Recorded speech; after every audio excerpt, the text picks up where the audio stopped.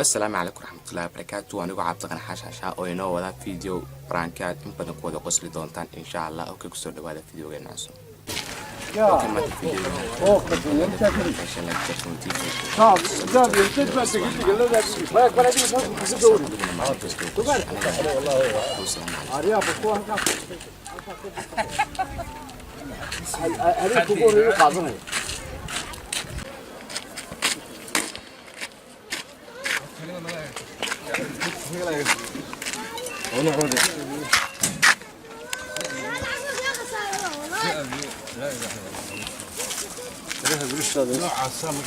صراحة قبل إلها بريش ثاني وصل.